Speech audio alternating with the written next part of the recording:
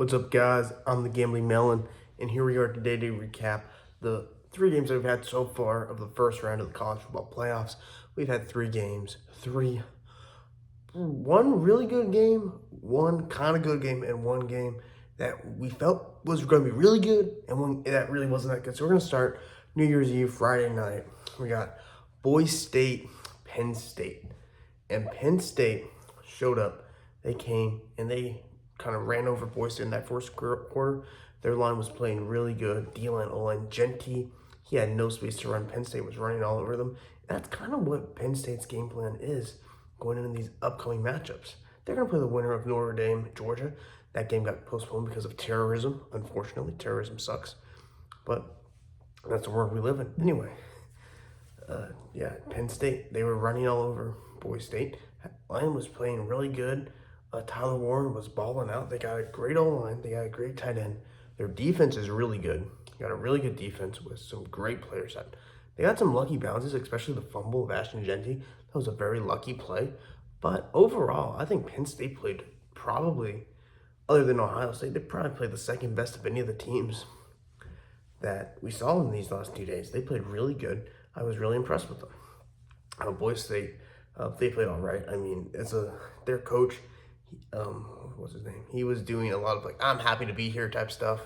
Like, this is such a special season. I bet Boise State because I'm an SEC guy. I can't be rooting for no Big Ten to win. So, unfortunately, I mean, it was a 12.5-point spread. Boise State almost covered. Almost, if they scored on that last play. They had a few red zone turnovers and flags that if they didn't happen, Boise State wins that game. And, man, that's just it. I mean, Genty, he played as well as he could have. He just had nowhere to run. I mean, he had some places where he had to break 5, 10 tackles. He played about as good as he could, to be honest.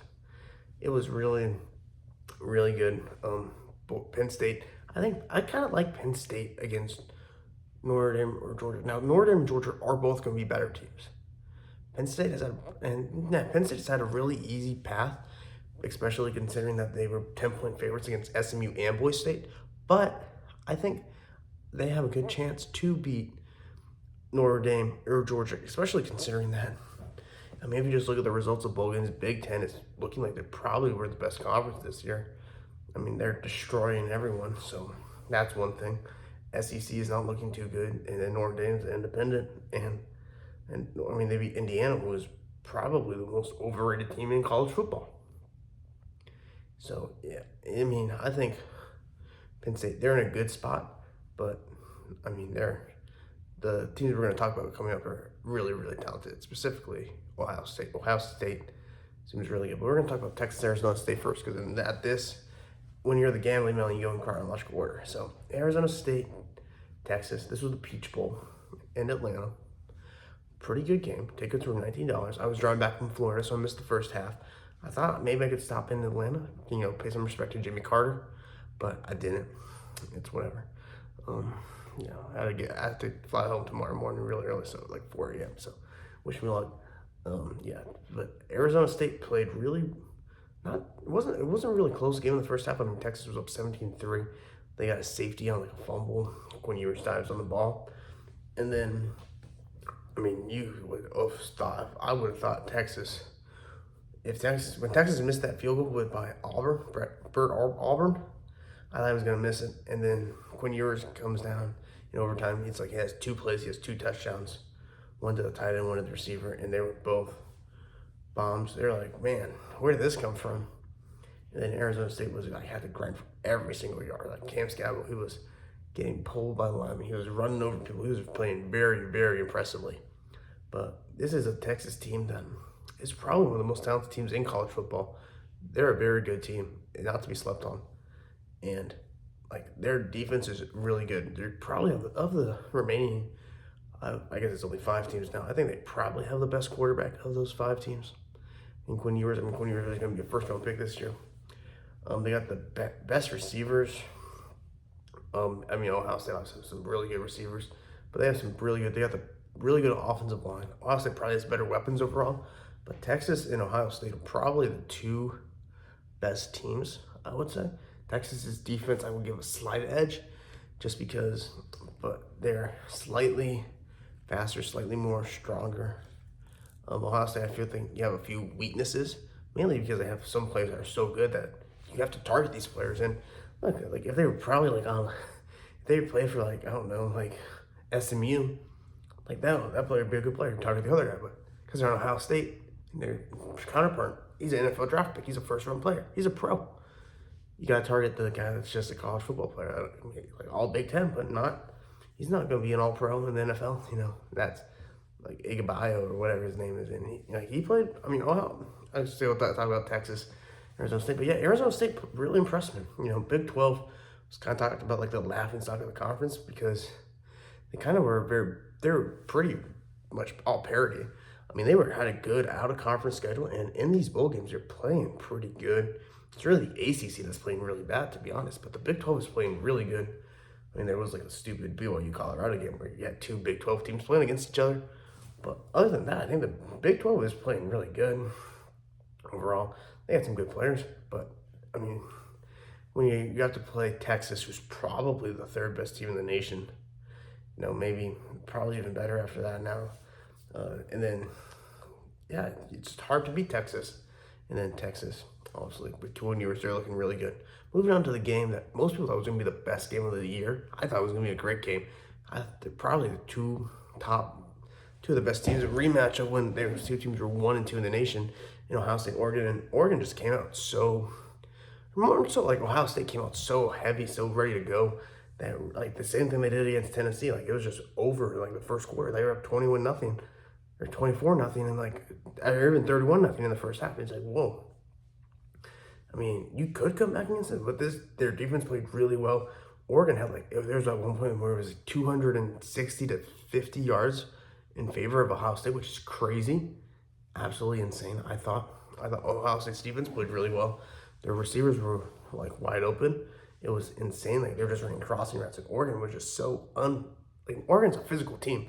Like they manhandled teams like Penn State. They not necessarily manhandled Ohio State the first time, but they looked physical against them. They're a physical team. They just weren't physical enough to beat Ohio State tonight.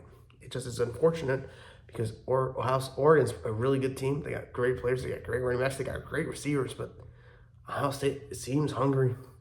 The only thing is, have they been fed? Because they lost to Michigan, so they took all that energy out on Tennessee. They lost to Oregon early in the season. That was their other loss. So they took that energy out on Oregon. Now they get to play Texas. I guess it's in Texas. And Texas is a big game. But can you keep digging? Can you keep finding stuff to dig for? And I think Oregon or Ohio State will be able to keep digging. I really like Ohio State against Texas. I mean, they just beat.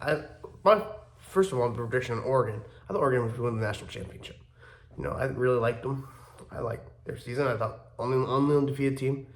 But obviously, we're not going to have an undefeated champion this year. Oregon just lost. But man, their season was very impressive. But Ohio State, they just went in and destroyed them. I think Ohio State's the team to beat. I really do. I think they're probably the most talented team outside of quarterback. And it's either Ohio State or Georgia as the two most talented teams. But Georgia's biggest issue is their quarterback problems. I'll talk about that game in a second. So going for Ohio State, Texas, I really like Ohio State. I mean, they just dominated Oregon.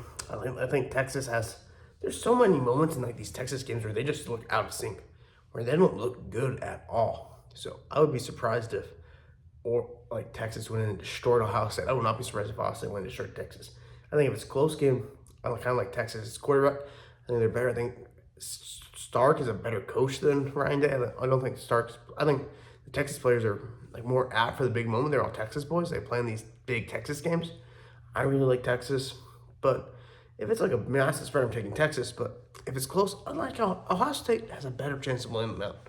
There's no scenario where Texas blows out Ohio State. I don't think so, unless there's a bunch of turnovers. Moving on to the next game, we got Georgia and Notre Dame tomorrow. That's gonna be a great game, Sugar Bowl.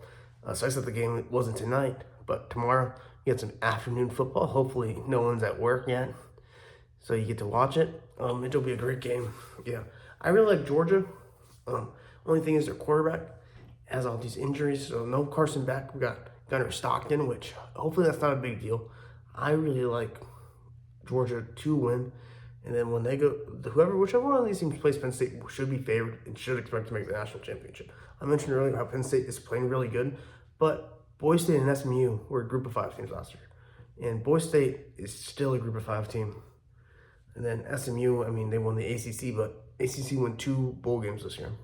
I mean, they're not looking that good. I mean, I don't think bowl games are the end all be all for conferences, but Penn State, I mean, they're of the 4 teams that will be in the, Penn State is definitely the worst, in my opinion. I think Penn State has the longest odds, even of Georgia and Notre Dame. I think the winner of this game should be favored heavily against Penn State. I really do. But yeah, that's all I have for tonight. I'll be back tomorrow to recap Penn State, Georgia. I'll give you more preview of whoever, or not Penn State, Georgia, Notre Dame, and give a longer preview of whoever Penn State's playing. I guess it would be the Orange Bowl. So yeah, and preview a few more of the upcoming matches. But yeah, thank you guys for watching. Hope you guys have a great New Year. Stay safe out there, guys. Bye.